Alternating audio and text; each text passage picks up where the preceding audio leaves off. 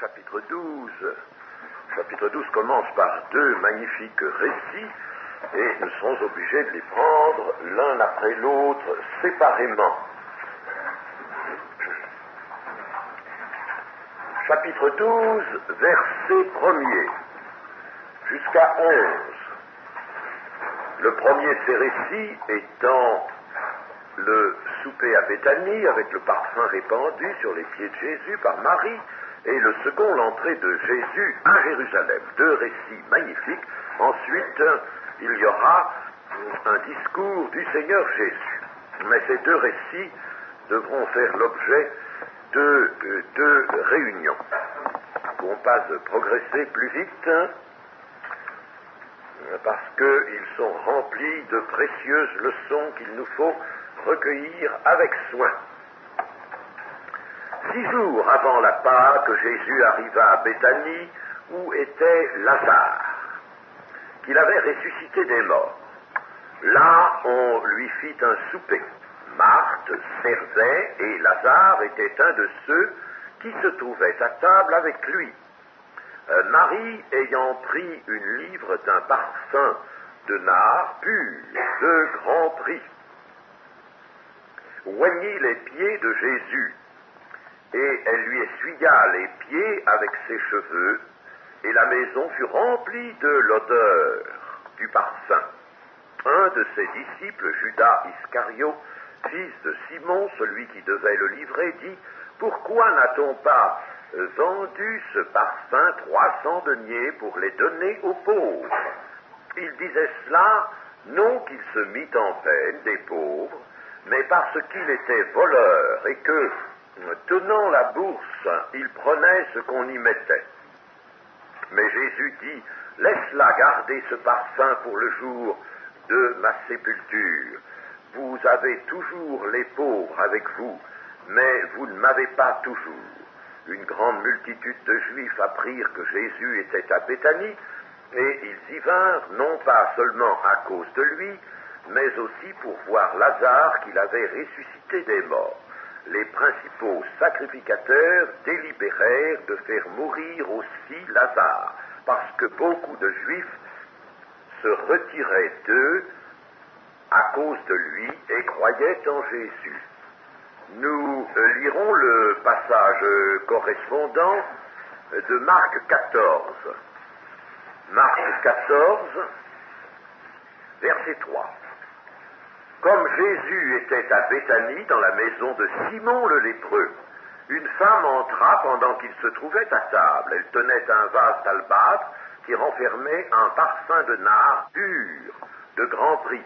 Et ayant rompu le vase, elle répandit le parfum sur la tête de Jésus. Quelques-uns exprimèrent entre eux leur indignation. À quoi bon ce parfum? À quoi bon perdre ce parfum? On aurait pu le vendre plus de 300 deniers et les donner aux pauvres. Et ils s'irritaient contre cette femme. Mais Jésus dit: « Laissez-la. Pourquoi lui faites-vous de la peine? Elle a fait une bonne action à mon égard, car vous avez toujours les pauvres avec vous, et vous pouvez leur faire du bien quand vous le voulez. Mais vous ne m'avez pas toujours. Elle a fait ce qu'elle a pu. Elle a d'avance embaumé mon corps pour la sépulture. Je vous le dis en vérité, partout où la bonne nouvelle sera prêchée dans le monde entier, on racontera aussi en mémoire de cette femme ce qu'elle a fait. » Judas Iscariote, l'un des 12, alla vers les principaux sacrificateurs afin de leur livrer Jésus. Nous avons une correspondance entre ces récits qui ne sont pas dans tous les détails absolument semblables, mais ils correspondent. Il y en a un autre aussi dans l'évangile de Matthieu, au chapitre 26 de Matthieu, il est le même.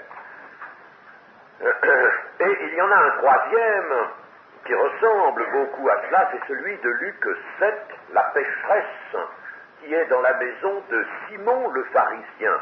Mais attention, il ne faut pas confondre ces deux ces deux récits, plutôt le récit de Luc avec le groupe des récits de Matthieu, Marc et Jean.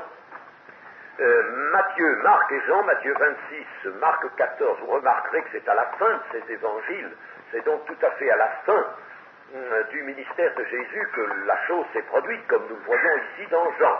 Alors ces trois choses correspondent, et ça se passe chez un certain Simon, appelé le lépreux.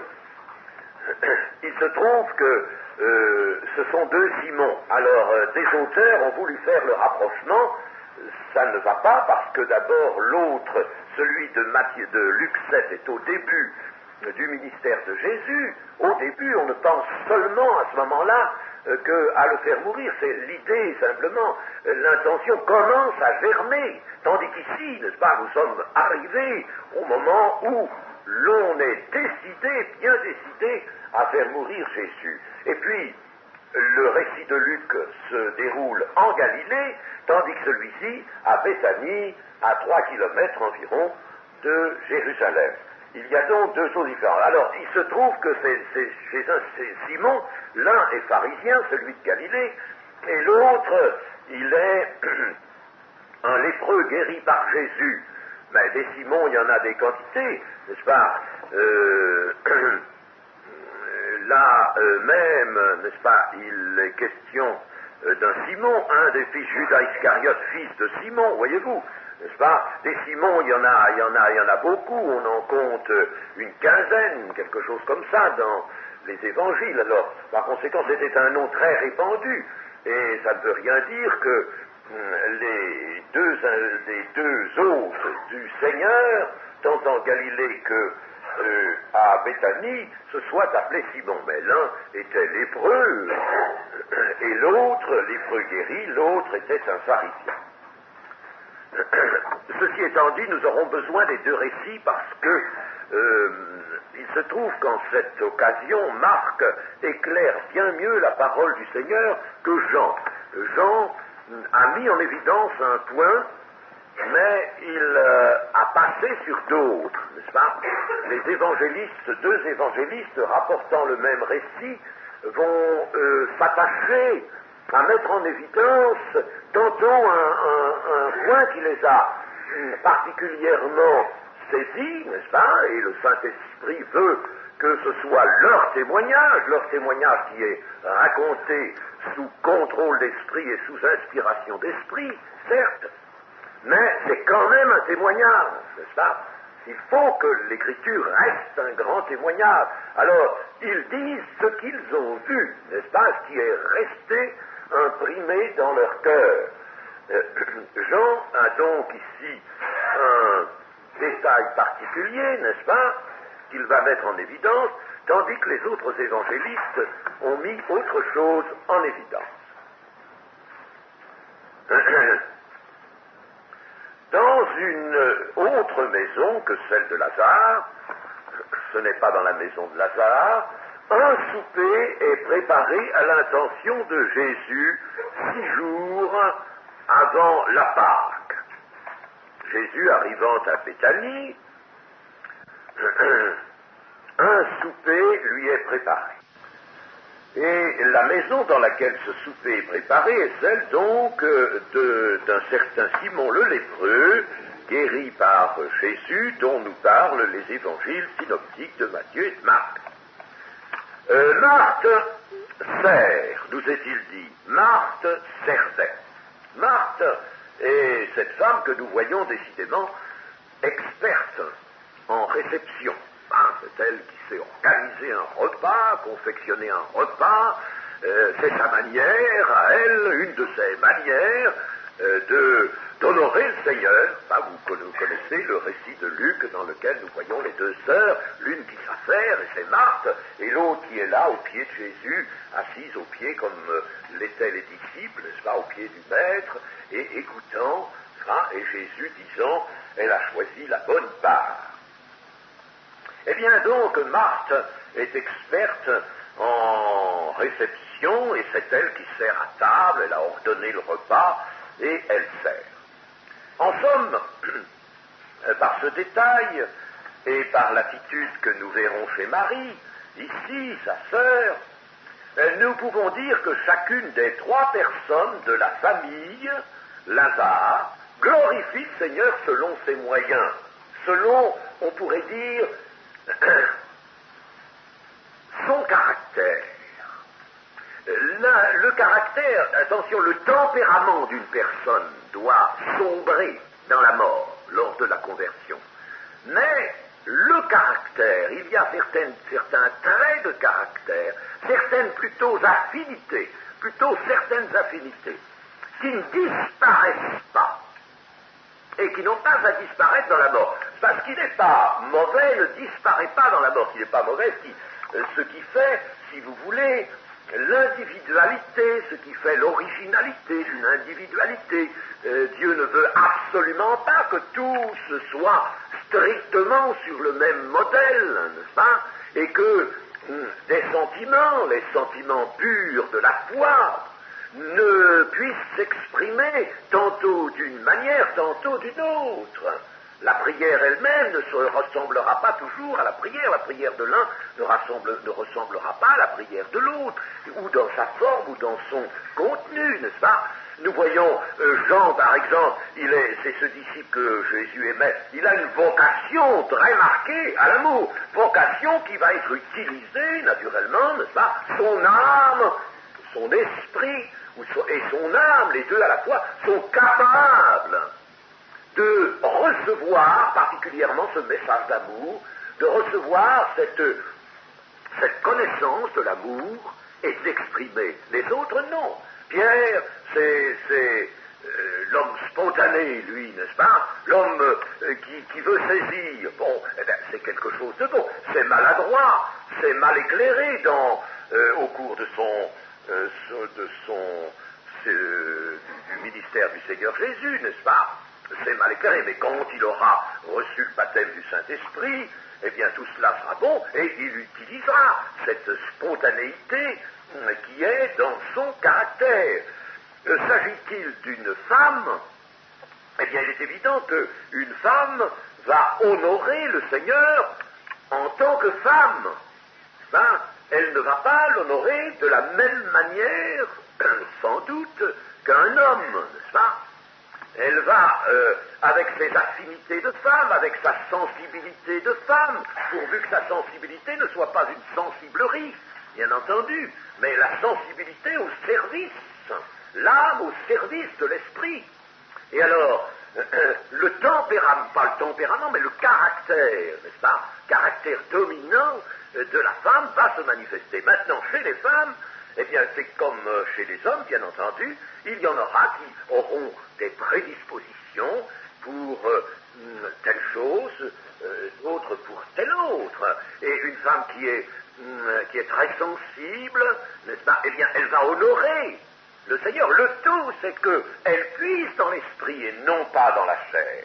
Voyez-vous? Là est le problème. Vous vous rappelez ce petit dessin que nous avons fait l'autre jour, n'est-ce pas, corps, âme, esprit. L'âme est au milieu, est entre le corps et l'esprit. N'est-ce pas? C'est l'état, si je puis dire, intermédiaire. Alors, l'âme reçoit tantôt de l'esprit, tantôt de la chair. Mais il ne faut plus, dans l'état de conversion, dans l'état d'enfant de Dieu, il ne faut plus que l'âme soit mue par la chair. Hein?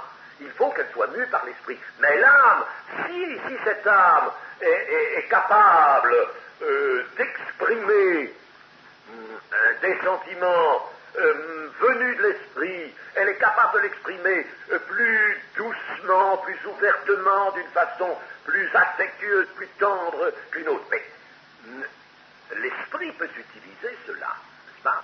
Alors, n'essayons pas d'être tous sur le même gabarit, n'essayons pas d'imiter les autres, livrons-nous à l'esprit et exprimons l'adoration, exprimons l'amour de Dieu, dans l'obéissance d'abord, mais aussi, n'est-ce pas, l'adoration dans les formes où nous le pouvons selon notre propre caractère.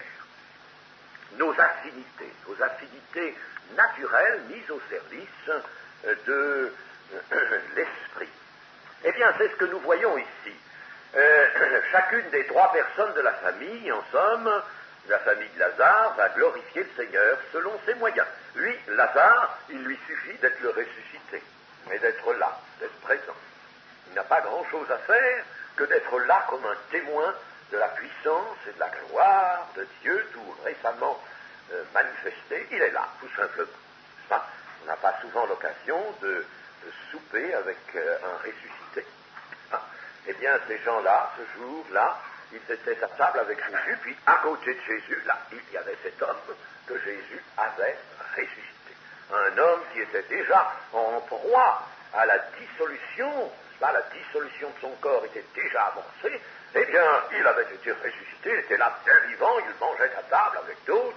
Ça, c'était la manifestation d'une vie retrouvée. C'était donc, rien que par sa présence, une gloire, une glorification de Christ et la gloire de Dieu.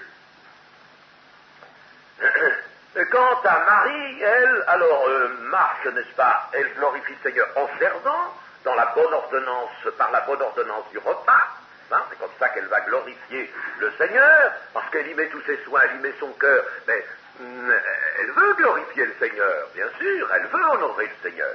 Mais Marie, elle n'a pas du tout ce caractère-là, elle n'est pas portée naturellement à manifester par des moyens extérieurs, n'est-ce pas?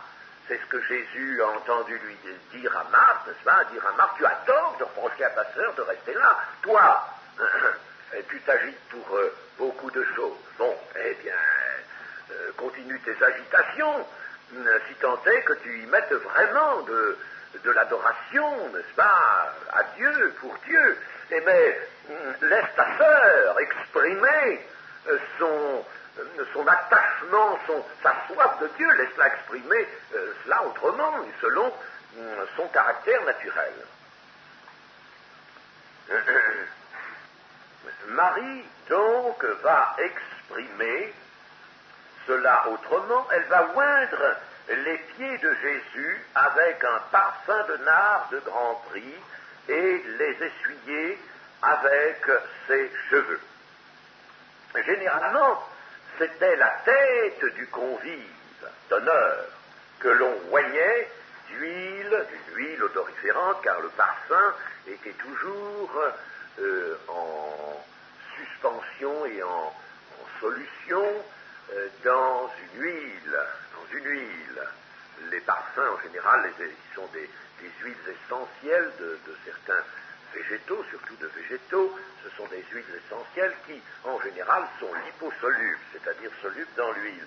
Et alors, c'était autrefois, on le fait encore maintenant d'ailleurs, on prend des parfums, soit dans des huiles, soit dans des graisses. Enfin là, en l'occurrence, c'était liquide, c'était donc une huile qui contenait l'huile essentielle de nard. Eh bien, c'était la tête, et c'est pourquoi vous avez dans le psaume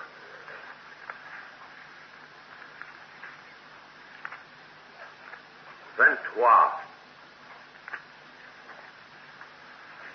dans le psaume 23, vous avez ceci, au verset 3, « Il restaure mon âme, il me conduit dans les sentiers. » Non, c'est un peu plus loin, au verset 5. « Tu dresses devant moi une table en face de mes adversaires, tu oins d'huile ma tête et ma coupe déborde. » Tu oins d'huile, c'est dit à Dieu, n'est-ce pas? Tu oins d'huile ma tête. Hein? Tu me fais cet honneur, et c'est ma tête que tu oins d'huile, et cette huile, bien entendu, ici, représente le Saint-Esprit, l'Esprit de Dieu. Mais, voyez, ça, c'est une figure aussi qui est employée, qui est empruntée à une coutume, n'est-ce pas? Et cette coutume voulait donc que ce soit la tête qui soit ointe. Eh bien, il est évident que nous devons faire la somme des deux évangiles. Dans Marc 14, il nous est dit qu'elle tenait un vase d'albâtre, ayant rompu, elle répandit le parfum sur la tête de Jésus. Sur la tête de Jésus. Donc, Marie a d'abord répandu le parfum sur la tête, ce qui était une marque normale d'honneur fait à quelqu'un, n'est-ce pas? C'était une coutume, une marque particulière, une marque normale, n'est-ce pas? Mais Jean, l'évangéliste Jean, ne s'est pas arrêté à considérer cela, parce que Marie vienne avec le parfum, c'était quelque chose, le parfum de nard, ça c'était quelque chose de tout à fait particulier et de non courant. Mais oindre la tête, c'était une chose normale, courante, elle aurait pu le faire, noter avec quelque chose de moindre, elle serait venue oindre la tête, et oindre la tête seulement, on aurait dit, bon, elle se sert d'une coutume pour honorer le Seigneur et lui manifester, n'est-ce pas, son attachement, sa reconnaissance, c'est bien, n'est-ce pas? Mais Jean ne s'arrête pas à cela. Les autres évangélistes comme Matthieu et Marc, eux, n'est-ce pas, ils ont vu la chose objective, la chose qu'ils connaissaient, n'est-ce pas, et ils ont vu la tête. Ils n'ont pas signalé les pieds, ils ont laissé les pieds comme chose, l'onction faite aux pieds, comme une chose sans trop d'importance. Tandis que Jean, lui, attache l'importance, et c'est selon sa vocation, c'est selon sa propre sensibilité, n'est-ce pas, qu'il fait cela. Il attache, lui, toute l'attention aux pieds, au point qu'il n'en signale même pas l'onction de la tête. Alors, comme c'était une quantité importante, n'est-ce pas, une quantité importante, il nous est dit qu'il y avait une livre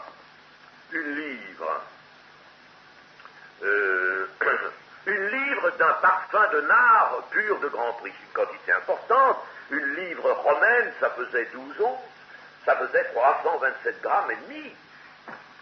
327 grammes, n'est-ce pas, c'est quelque chose, 327 grammes et demi d'un parfum, c'est énorme, n'est-ce pas? Vous voyez déjà la quantité de liquide que ça fait en huile, n'est-ce pas, la densité est inférieure à l'unité, et vous voyez, n'est-ce pas, la quantité, ça fait pas loin d'un demi-litre, n'est-ce pas? Pas tout à fait, mais enfin, 400 cm3 peut-être, n'est-ce pas? Chose comme ça, près de 400 cm3. Alors, ça fait une quantité, n'est-ce pas, énorme. Alors, elle est venue oindre la tête déjà, mais sur la tête, on ne peut pas en mettre une grande quantité, parce que sans ça, ça tomberait, n'est-ce pas? Il ne faut pas arriver tout de même à réaliser ce que dit ce psaume, n'est-ce pas? Ça tombe sur les vêtements, n'est-ce pas, d'Aaron, n'est-ce pas? Non, mais elle a oint certainement la tête, mais il en restait une grande quantité, et avec cette quantité, elle a ensuite baigné littéralement les pieds de Jésus. Elle n'a pas voulu en remporter ça, et je vous dirai pourquoi tout à l'heure. Elle n'a pas voulu en reprendre la plus petite quantité, et elle a donc littéralement baigné les pieds de Jésus. Et c'est tellement vrai que les pieds étaient tellement mouillés qu'elle est obligée de les essuyer avec ses cheveux.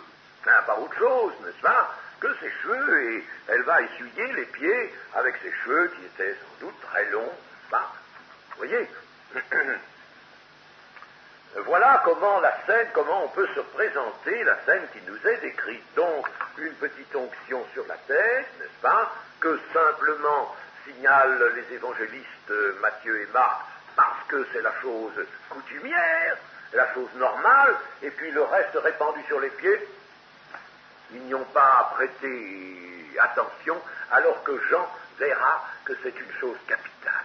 C'est la chose capitale. Je vous expliquerai pourquoi. Le nard. Qu'est-ce que c'est que le nard? Le nard, c'est une plante de l'Inde. On en trouvait aussi un peu en Syrie.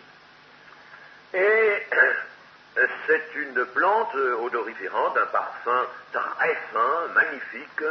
J'ai eu l'occasion d'en respirer, mais il faut le diluer, il faut se mettre assez loin parce que c'est tellement fort que on n'a plus l'impression agréable, n'est-ce pas, lorsqu'on le prend de trop près, mais de loin, c'est un parfum excessivement fin.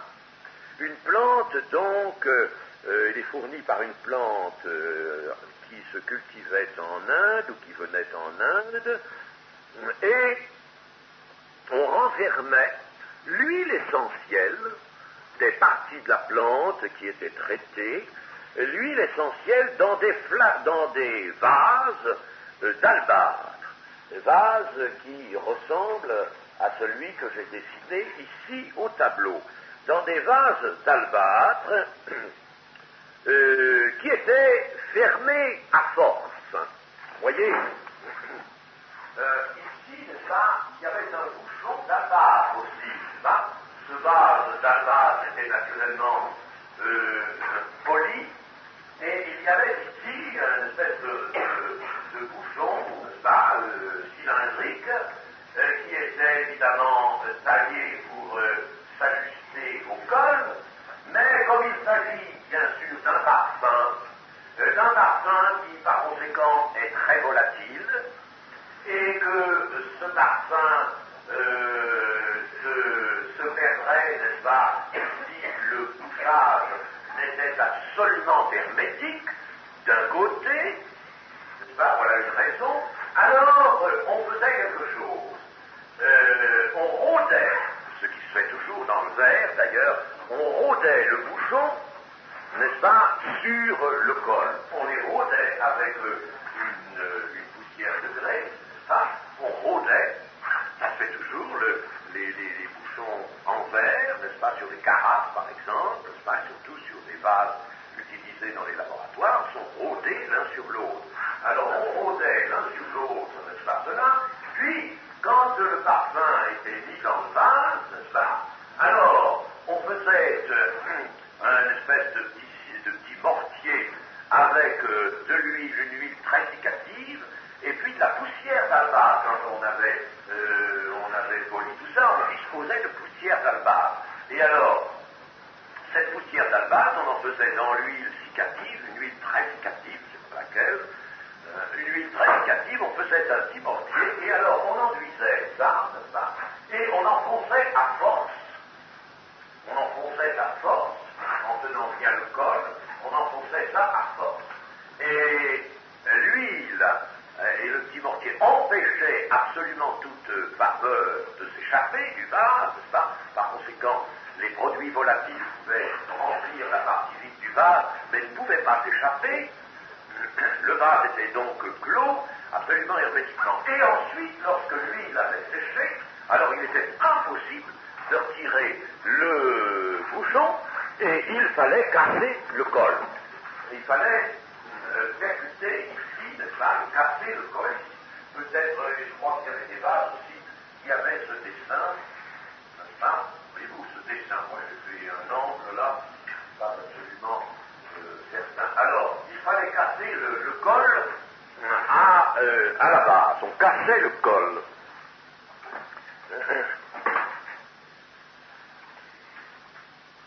Il y avait une autre raison à cela, c'est que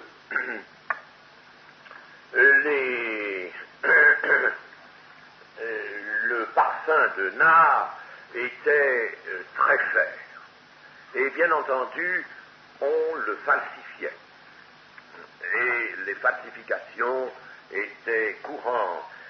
Pline cite, lui, 9 plantes qui servaient à la falsification du nard, à faire un faux nard, ou tout au moins à mélanger au vrai nard, au nard pur, n'est-ce pas, d'autres parfums qui pouvaient s'apparenter un peu, mais qui n'avaient pas la même force ni la même valeur. 9 plantes. Et l'expression employée dans l'évangile de Luc, d'un nard pur, il était vraiment pur, parce qu'il était dans son vase d'albâtre scellé, littéralement scellé, et vase d'albâtre que personne n'avait pu ouvrir. Conséquent, il était à l'abri, et il était pur, selon l'expression d'ailleurs de Tibulle, qui lui dit Nardus pura. Nardus pura, donc on vendait un Nardus pura du temps au début de notre ère, n'est-ce pas, sous l'occupation romaine, un Nardus pura, nard pur, n'est-ce pas, l'expression est donc empruntée au langage courant. C'était un nard qui était contenu dans des vases d'albâtre, lesquels avaient été scellés chez le parfumeur. Hein. Et le parfumeur pouvait donner sa garantie de pureté à ce nard.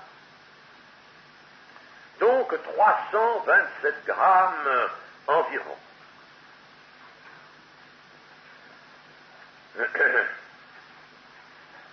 En somme, Marie, n'est-ce pas, nous le voyons, rend hommage au Seigneur. Elle rend hommage en oignant sa tête, bien sûr, mais elle va beaucoup plus loin, chose qu'on ne fait jamais. Pour un, on peut, n'est-ce pas, permettre à celui à l'autre, on lave les pieds, les serviteurs peuvent aller à l'entrée d'une maison parce qu'il a marché dans des sandales, et la coutume était aussi de laver les pieds, mais de laver avec de l'eau, pas d'oindre les pieds, n'est-ce pas, et surtout une fois déjà à table, une fois que la table était dressée, que le souper était commencé. Alors là, on peut dire que l'hommage rendu par Marie au Seigneur, n'est-ce pas, est un hommage tout à fait exceptionnel. C'est une chose non courante, exceptionnelle. Et c'est pourquoi Jean n'a rappelé que cette forme de l'hommage faite à Jésus, puisque l'onction de la tête était normale, répondait à l'usage, mais ça, c'était pas du tout dans l'usage. Pas du tout, c'était hors de l'usage. Et en outre, on peut dire que Marie avait appris, certainement, du Seigneur, ce qui s'était passé chez Simon, le pharisien, en Galilée, n'est-ce pas? Et elle avait appris, sinon du Seigneur, je dis du Seigneur ou de ses disciples, n'est-ce pas? Elle avait appris que dans cette maison, une femme, la femme pécheresse, était venue, mais c'était une femme vraiment connue comme une grande pécheresse, une fille publique, n'est-ce pas, qui était là. De quelle espèce, avait dit Simon, de quelle espèce, s'il savait de quelle espèce est cette femme, n'est-ce pas? Eh bien, elle avait appris cela, les choses qui concernaient le ministère du Seigneur se disaient, n'est-ce pas, on en parlait, c'était l'objet des conversations, elle avait appris cela, et cette femme qui s'était humiliée ainsi, cette femme pécheresse, avait reçu du Seigneur le complet pardon de ses péchés. Et là, Marie, qui n'est pas dans la situation de la femme pécheresse, mais Marie éprouve cependant elle-même le besoin de s'humilier et d'apporter la même manifestation d'adoration que l'a fait cette femme, dont elle a entendu parler, n'est-ce pas? Par conséquent, manifestation toute particulière au Seigneur. Cette femme, elle aussi, elle avait essuyé les cheveux, les pieds du Seigneur avec ses cheveux, n'est-ce pas? Et Marie fait de même. Voilà comment les deux récits peuvent se compléter l'un l'autre. Maintenant, n'est-ce pas, il y a quelque chose que généralement on ne voit pas, et c'est dommage, mes amis. Ayons de la foi pour l'Écriture, ayons de la foi, ne soyons pas des gens qui font de la Bible une occasion d'exercice, n'est-ce pas? Oh, chers amis, l'étude biblique, j'aime pas ça d'ailleurs, vous le direz, cette désignation ne me plaît pas. Ne me plaît pas. Étude biblique. Étude biblique, ça a l'air de vouloir dire j'ai étudié le texte de la Bible. Bien sûr, on étudie le texte, mais le texte pour obtenir connaissance de la révélation par le moyen des Écritures et par le moyen de l'Esprit. Alors l'étude biblique, moi, je n'aime pas ça. Je n'aime pas ça. Ça sent l'étude de la littérature française, n'est-ce pas? On va faire l'exégèse, peut-être une exégèse enfin rapide ou simple, d'un texte comme on le fait en littérature française. Eh bien, non, c'est pas ça. Il faut faire ou de l'enseignement ou de la méditation. Ça, enseignement ou méditation. Il faut chercher la pensée et il faut de la foi. Le Saint-Esprit ne peut donner qu'à la foi. Il vous sera donné dans la mesure de votre foi. Il vous sera fait selon votre foi. N'est-ce pas? Il faut de la foi. Et chers amis, nous avons quelque chose là qui a été omis. On ne le trouve nulle part. Et c'est dommage. C'est dommage. Il y a un rapprochement à faire avec le cantique des cantiques. Le cantique des cantiques.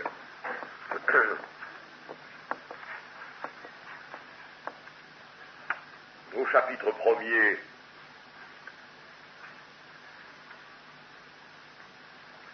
au verset 12. Chapitre 1er, verset 12. C'est la Sulamite qui parle. Tandis que le roi est dans son entourage, mon art exhale son parfum. C'est quelque chose, une mention bien petite peut-être, il y en a tant d'autres dans le Cantique des Cantiques, ce beau joyau des Écritures de l'Ancien Testament. Mes amis, mais c'est magnifique.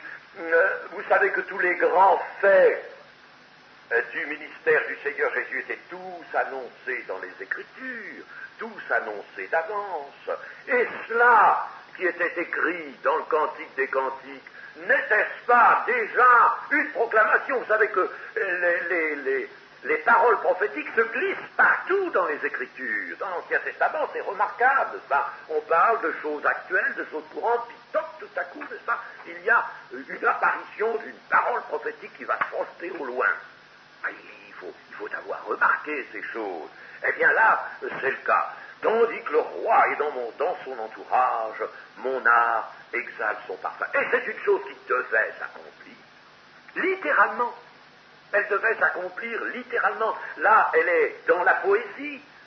Dans la poésie, le Cantique des Cantiques est une poésie, c'est un poème, n'est-ce pas? Elle est dans la poésie. Elle a un sens, bien sûr. On peut trouver le sens. Nous avons fait l'étude l'an dernier, je crois, ou il y a 2 ans, je ne sais plus. Ici, l'étude complète du Cantique des Cantiques, n'est-ce pas? Et nous avons trouvé le sens de cela. Mais il fallait aussi, puisque cela a un caractère prophétique, que ça s'accomplisse. Eh bien, le roi, Jésus va, aussitôt après ce souper à Béthanie, il va entrer à Jérusalem, et c'est là qu'il va se faire reconnaître pour le roi qui ne vient pas régner dans l'immédiat, mais qui est le roi d'Israël.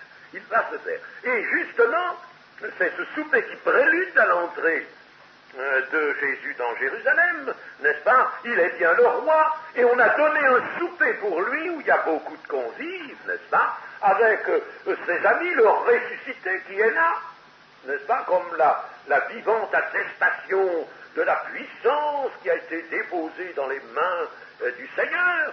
Et puis le roi est là dans son entourage, ses amis sont là, ses disciples sont là, Marthe et Marie sont là, n'est-ce pas?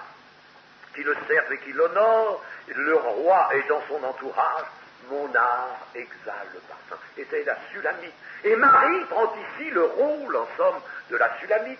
Elle prend le rôle de la Sulamite. Elle prend le rôle, en somme, de cette âme. Elle prend le rôle de l'Israël.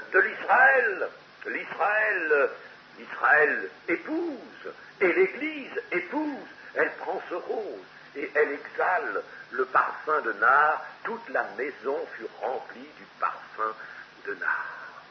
Mes chers amis, mais le rapprochement est magnifique à faire. Il faut que nous puissions vibrer par la foi. Alors, moi, je suis désolé, littéralement désolé, quand on fait l'étude de la Bible, une étude, vous savez, une étude sans relief, une étude sans...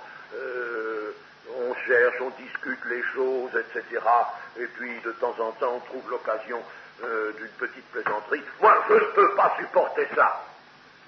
Je vous le déclare, je ne peux pas supporter ça. N'est-ce pas? Ou c'est spirituel, ou ça ne l'est pas. Et si c'est spirituel, mais laissons agir la foi. C'est un langage que Dieu a tenu pour nous. Un langage précis, concis, mes amis. Et il y a là toutes sortes de valeurs qu'il faut retrouver. C'est un des beaux morceaux du Nouveau Testament, cela. Alors donc, n'est-ce pas, la chose était déjà dans l'Écriture, elle s'accomplit là, c'est merveilleux. Alors on peut voir la Sulamite, vous savez que Sulamite c'est le féminin de Salomon, n'est-ce pas? Et alors n'allons pas surtout chercher les interprétations de côté, n'est-ce pas, si utile que puisse être cet auteur en d'autres occasions. N'allons pas chercher l'étude de Godet sur le Cantique des Cantiques. On vend ça dans nos librairies évangéliques. J'en suis désolé, parce que c'est tout de même pas Frédéric Godet n'a tout de même pas eu le jaillissement de foi nécessaire pour comprendre vraiment le Cantique des Cantiques, n'est-ce pas? Et puis alors, j'ai appris d'un autre auteur c'est un auteur contemporain, n'est-ce pas, c'était son contemporain, qu'il s'était inspiré d'Ernest Renan. Alors, tout est dit. Frédéric Godet qui se laisse inspirer par Ernest Renan. Ernest Renan, qui, vous savez, est un négateur de la divinité de Jésus. Alors, non, c'est de la destruction, tout ça, n'est-ce pas? La Sulamite, c'est le féminin de Salomon. N'allons pas chercher autre chose. Ça veut dire la paisible. Et Salomon, le pacifique, le paisible. Et la paisible, c'est la bien-aimée du paisible. Alors, déjà, les choses s'éclairent, n'est-ce pas? C'est la bien-aimée, c'est la fiancée, c'est la sœur même. Tous ces noms-là sont dans l'Ancien Testament lui-même, comme nous l'avons vu. La maison fut remplie de l'odeur du parfum. Oh, il y avait là, de la part de Marie, une magnifique adoration. Et lorsqu'il y a une réelle adoration, chers amis, n'est-ce pas un parfum d'agréable odeur qui doit se répandre partout? N'est-ce pas là ce qui se passait dans la maison de Simon le lépreux? N'est-ce pas là l'image de ce qui devrait se passer dans nos cultes, chers amis? S'il y avait de la vraie adoration, l'odeur du parfum qui est agréable aux narines de Dieu, l'odeur, ce parfum devrait être agréable aux nôtres aussi. Et nous devrions nous sentir, là vraiment, enveloppés dans la nuée. Nous devrions nous sentir transportés dans les célestes au cours d'un culte. Chers amis, comme nous avons bien besoin de progrès. La maison fut remplie de l'odeur du parfum. Mais hélas, et les évangiles, l'Écriture ne nous fait grâce d'aucune des choses qui peuvent assombrir un tableau sur la terre. Tout est susceptible d'être assombri en un moment. Il y a toujours quelque chose qui achoppe. Il y a toujours l'effet de cette contradiction. Le mal est encore là. Nous sommes sur la terre. Et nos agapes, vous savez, agapes, je dis agapes parce que les agapes, c'était des soupers que faisaient les premiers chrétiens. On devrait y revenir à ça. C'était beau. Ces soupers, agape, le mot agape vient du mot agapé, mot grec agapé, qui signifie amour. Et il faisait des soupers, il faisait la Sainte Seine, soit avant, soit après le souper, mais ces soupers étaient entourés de prières. C'était un temps où l'on donnait libre carrière à l'amour fraternel sous le regard du Seigneur. Eh bien, au milieu de nos agapes, il y a toujours un sujet de contrariété, il peut toujours y avoir un sujet de contrariété. Tous les cœurs ne vibrent pas à l'unisson, tous les cœurs ne se sont pas purifiés pareillement, et le cœur de Judas était ici rempli d'un trouble profond. Tout en partageant la vie des disciples et la présence du Seigneur, son cœur méditait le mal. Et ici, nous le voyons prendre un prétexte qui fait de lui un homme charitable, s'il vous plaît. Celui qui prend un prétexte, n'est-ce pas, ne prend jamais un prétexte qui le désavantage. Au contraire, n'est-ce pas, ça lui donne un aspect, un extérieur, une apparence. Voilà Judas, le voleur. Il mettait sa main dans la caisse et il prenait, vous voyez comme il avait souci des pauvres, n'est-ce pas, c'était lui le pauvre. Et il prenait dans la caisse, mais ici, tout en étant voleur, puisque c'est rappelé ici, n'est-ce pas, il volait, il tenait la bourse, il était le trésorier de la petite équipe du Seigneur, il tenait la bourse, et il prenait ce qu'on y mettait. Eh bien, il se fait l'homme charitable. Oh, quand le cœur est trouble, voyez quelle hypocrisie. Entre l'extérieur, on se donne, et puis ce qu'il y a à l'intérieur, est ce que médite le cœur. Le cœur médite des choses sombres, ténébreuses. Et puis lui aussi, il va tendre un piège au Seigneur Jésus. Il va faire comme les pharisiens, il va tendre un piège au Seigneur Jésus. En effet, le Seigneur Jésus va devoir se prononcer, après sa parole, entre le soulagement de la misère des pauvres, qui est une chose sainte, certes, une chose que personne ne peut repousser, n'est-ce pas, le soulagement de la misère des pauvres. Il va devoir se prononcer entre ce soulagement de la misère et puis, n'est-ce pas, l'attribution qui lui est faite de cet honneur sous la forme d'un parfum de très grand prix répandu, n'est-ce pas, une perte en somme qui a été faite pour sa seule personne. Il va devoir se présenter. Donc, il met son Seigneur dans un piège. Il est évident que Jésus ne se laisse jamais enfermer dans un piège, mais il tend un piège. Voyez comme c'est mauvais. Quand on a l'âme trouble, est-ce qu'on ne tend pas un piège, nous aussi, au Saint-Esprit? Chers amis, il faut mesurer tout cela, il faut penser à tout cela. Voyez-vous, comme l'âme a besoin d'être pure et ne doit jamais se laisser aller à méditer des choses sombres, il faut la pureté. Judas, comme le texte nous le dit, n'est pas vraiment en peine de la misère et du soulagement de la misère des pauvres, non, pas du tout. C'est une hypocrisie. 300 deniers, pensez-vous, 300 deniers, qu'est-ce que ça pourrait faire maintenant, on ne sait plus avec les monnaies, mais enfin, mettez que ça puisse faire 30 ou 40 000 francs anciens, n'est-ce pas? C'était une somme magnifique. Et alors, lui, il voyait ça tout simplement, on allait mettre ça dans la bourse de la petite équipe des disciples, n'est-ce pas? Et puis, il pourrait plus largement, plus ouvertement plonger sa main, n'est-ce pas? Sa main en retirerait encore bien davantage, n'est-ce pas? Si l'on mettait ces 30 ou 40 000 francs, ces 300 deniers dans la bourse, n'est-ce pas? Oh! Et c'est son avarice qu'il fait parler ainsi. C'est tout simplement son avarice qui prend le déguisement d'un sentiment de charité. Comme c'est mauvais. Et je parle souvent de l'odieuse nature humaine, elle est odieuse. Elle est odieuse, et nous sommes tous des odieux, tant que nous ne sommes pas sous le lien de l'esprit. Et des chrétiens peuvent faire des choses odieuses, si, quittant l'esprit, ils se livrent à l'esprit du mal. Notez que dans la bourse, n'est-ce pas, c'est bien dans la bourse que Judas voyait mettre ça, parce qu'il y a un petit détail qu'il faut signaler. C'est bien dans la bourse. Il parle des pauvres. Mais en réalité, il veut dire, la bourse que je tiens, c'est là qu'il faudrait le mettre. Parce que, voyez, dans ce même chapitre 12, et au verset 29,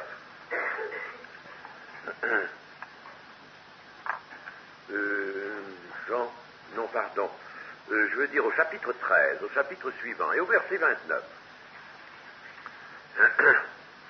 nous lisons que ceci, car quelques-uns pensaient que comme Judas avait la bourse, Jésus voulait lui dire, achète ce dont nous avons besoin pour la fête, ou qu'il lui commandait de donner quelque chose aux pauvres. Alors voyez que la bourse servait en somme à deux fins. Elle servait à l'entretien, à la nourriture de la petite cohorte des disciples, n'est-ce pas? Elle servait à acheter des vivres, ça il le fallait bien. Et puis elle servait aussi, si on trouvait en chemin un pauvre, à lui donner quelque chose.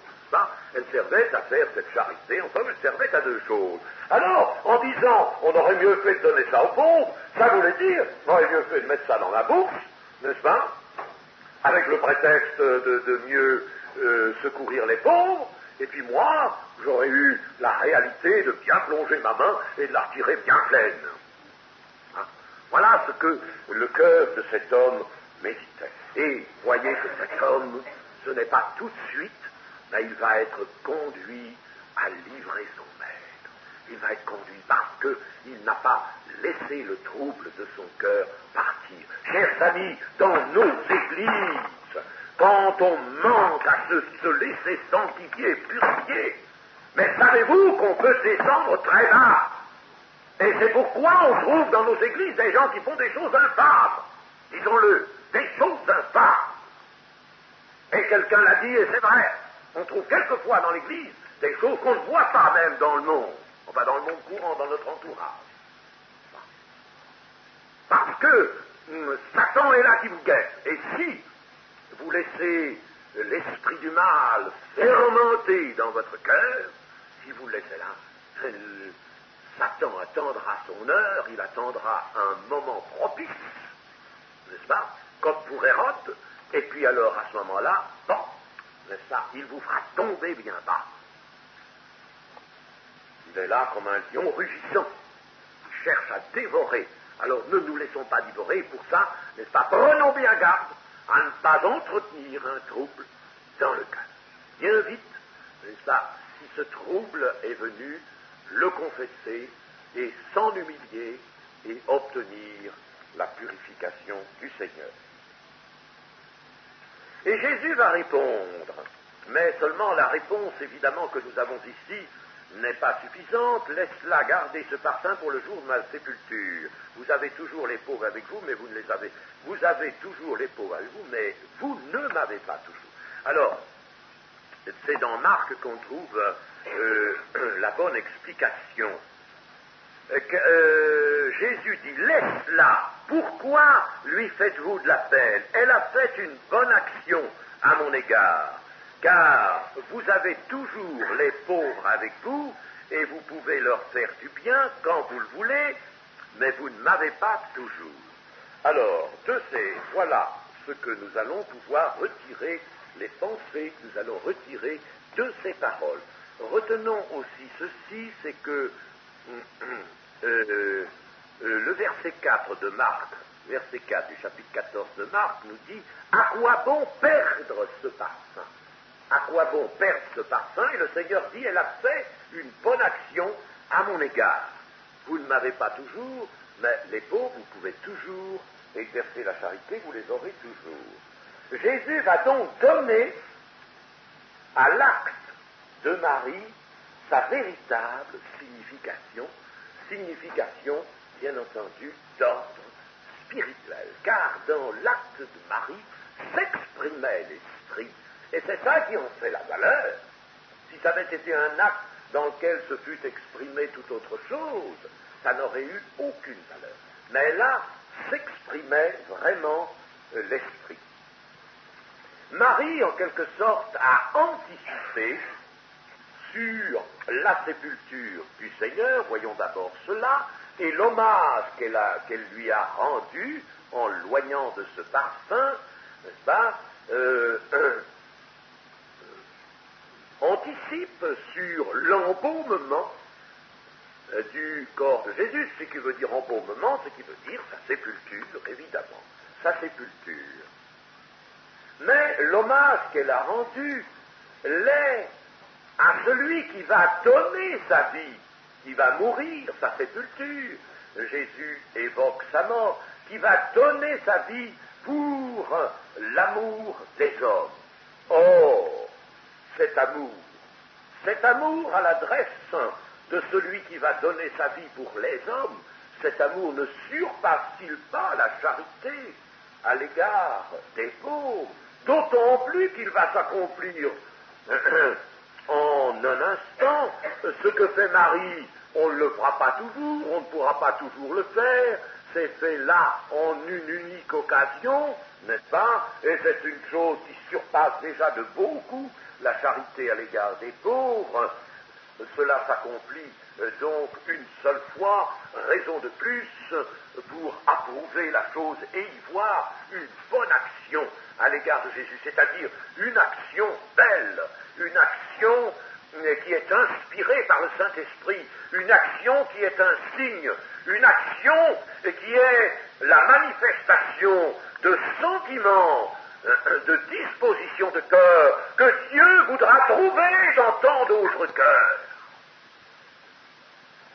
Le cœur de Marie est comme là le prélude à ce que d'autres cœurs devront éprouver et manifesteront peut-être sous d'autres formes, mais qu'ils devront éprouver. En somme, la mort du Seigneur Jésus, c'est le rachat, la vie des autres hommes. Il suffira d'un seul acte, il suffira d'une seule mort pour sauver tous les hommes. Et n'est-ce pas Judas qui va être, lui, le signal de cette mort? C'est Judas, celui-là, c'est Hazard, qui va devenir le signal. C'est lui qui va donner le signal de cette mort unique, dont les conséquences seront magnifiques et si vastes.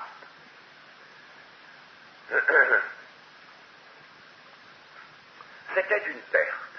L'évangile de Marc nous dit, n'est-ce pas, quelques-uns exprimèrent entre eux leur indignation. À quoi bon perdre ce parfum? Quelques-uns, parce que Judas, n'est-ce pas, avait causé à quelques convives qui étaient là à son côté, puis il leur avait dit, vous savez, tout de même, on aurait mieux fait de garder ça et de mettre ça dans la bourse, on aurait pu ensuite donner aux pauvres, n'est-ce pas? Et alors d'autres, ne voyant pas plus loin que le bout de leur nez, n'est-ce pas, je ne dis pas que c'est des apôtres, n'est-ce pas, mais enfin, ça pouvait être d'autres convives, n'est-ce pas, on peut dire, ah oui, c'est vrai, tu as raison, Judas, oui, c'est vrai, dans le fond, elle est allée un petit peu, c'est excessif, quoi, que les énonciations, bon, ça va bien, mais là, 30 000, 40 000 francs, peut-être 50 000 francs de parfum répandu comme ça, là, en une seule fois, quand même, bah oui, ça fait une somme, n'est-ce pas? Vous voyez, alors quelques-uns avaient pu se laisser aller à penser comme Judas, mais lui était l'instigateur de ça.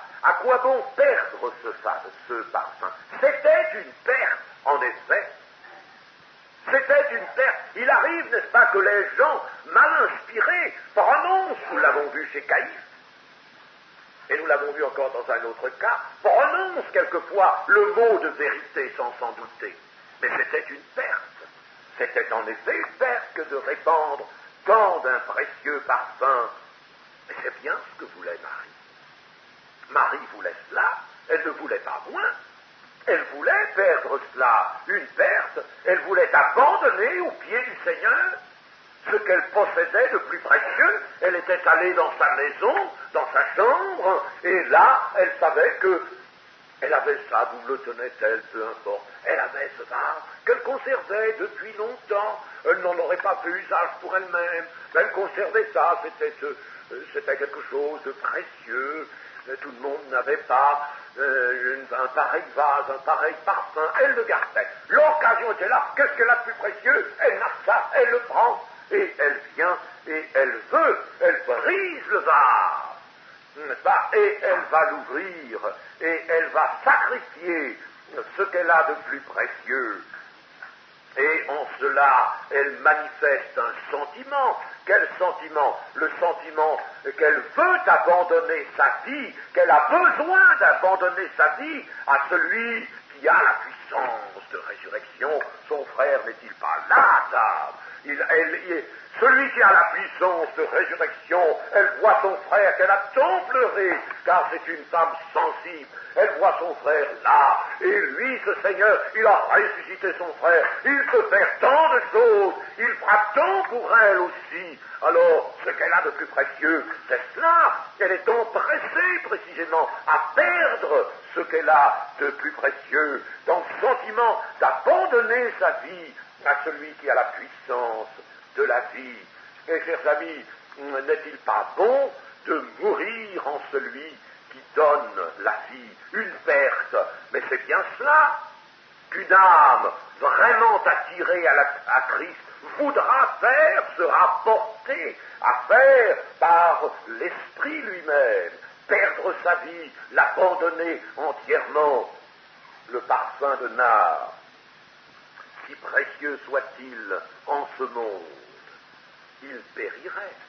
Il périrait un jour en admettant que personne ne s'en servit, ou qu'on le vendît comme cela, n'est-ce pas, de l'un à l'autre pour faire de l'argent. Mais un jour, si personne ne le brise, ce parfum périrait. Il pourrait aussi être utilisé d'une façon vaine. Il pourrait être utilisé d'une façon vaine, tout comme notre vie, tout comme notre propre vie. Chers amis, un jour, si nous voulons la conserver, cette vie, elle périra. Et si nous voulons l'utiliser nous-mêmes, eh bien, ce sera pour des choses vaines, et nous la perdrons aussi, ce sera perdu. Ne vaut-il pas mieux que ce parfum de nard serve maintenant à honorer et à oindre celui qui aime suprêmement, celui qui a l'amour et la puissance de l'amour? Ne vaut-il pas mieux l'utiliser? N'est-ce pas là la seule utilisation véritable de cette chose précieuse? Et, chers amis, une vie humaine est la chose la plus précieuse. Nous n'avons rien de plus précieux que notre vie. C'est bien une chose précieuse, n'est-ce pas? Eh bien, on pourrait la perdre vainement, on pourrait la dépenser, n'est-ce pas? Vouloir la conserver pour soi, la garder pour soi, et puis la dilapider. C'est un bien que nous dilapidons dans le monde. Nous dilapidons notre vie de différentes manières, aussi bien souvent notre vie physique, notre vie morale, que notre vie spirituelle. Nous nous enfonçons toujours davantage dans les ténèbres et dans la tourbe de cette humanité corrompue. Eh bien, une vie humaine, c'est la chose précieuse, mais c'est cela qu'il faut perdre. C'est précisément cela que le Seigneur nous demande de perdre. Dans ce même évangile de Jean et ce même chapitre 12, regardez les versets 25 et 26. Celui qui aime sa vie la perdra, et celui qui hait sa vie dans ce monde la conservera pour la vie éternelle. Si quelqu'un me sert, qu'il me suive, et là où je suis, là aussi sera mon serviteur. Si quelqu'un me sert, le Père l'honorera. Et Marie a servi Jésus. Elle est honorée du Père. Elle a perdu ce qu'elle avait de plus précieux. Et cela, elle a entendu dans son cœur abandonner sa vie, confier pleinement sa vie. Elle n'a plus aucune aspiration en dehors de celui-là qui a la puissance de l'amour et de la résurrection. Ce qu'elle a de plus précieux, elle l'a répandu. Et c'est cela que le Seigneur nous demande. Haïr notre vie ou perdre notre vie. Dans les évangiles synoptiques, c'est perdre notre vie. Celui qui perd sa vie la retrouvera en vie éternelle. Mais il faut perdre sa vie, comme Marie a perdu ce parfum. C'est une perte. C'est une perte et c'était une perte. Judas avait raison, mais Judas ne comprend rien. Judas n'a de regard que pour l'enfer. C'était une perte donnée non pas à l'enfer, mais donnée au ciel. Une perte donnée à celui qui peut nous conduire, qui peut, d'un mouvement de son bras, nous introduire dans le royaume de Dieu. C'est une perte entre ses mains. Une perte, oui, c'est vrai, et c'est ce qu'il faut, chers amis, mais c'est ce que nous ne faisons pas. Une perte, il faut perdre sa vie. Ça, pourquoi cette parole n'est-elle pas mise en pratique, chers amis? Est-elle de trop dans l'Évangile? S'il y avait vraiment cela, si nous rendions cet hommage au Seigneur Jésus-Christ, notre Maître, et si nous le rendions d'une façon effective, chers amis, au lieu de vivre pour soi, au lieu de penser à soi, eh bien, si nous faisions cela, nos églises seraient tout autres qu'elles sont. S'il y avait vraiment une perte de vie, mais c'est parce que nous gardons, c'est parce que nous voulons exploiter nous-mêmes, c'est parce que nous voulons encore jouir de cette vie nous-mêmes, selon nos moyens, selon les moyens charnels. Nous voulons jouir de cette vie sur la terre, nous ne la perdons pas. Chers amis, que ce parfum répandu par Marie, et qui est l'expression de l'amour de la Sulamite, à son bien-aimé, l'expression de l'amour de Marie à Jésus, celui qui a ressuscité son frère, celui qui a la puissance de la vie, que cet hommage rendu, cet abandon, cette perte d'un parfum de grand prix, cette perte de vie reste pour nous une image précieuse, chers amis, et que nous sachions nous en souvenir pour mettre en pratique cela. Amen.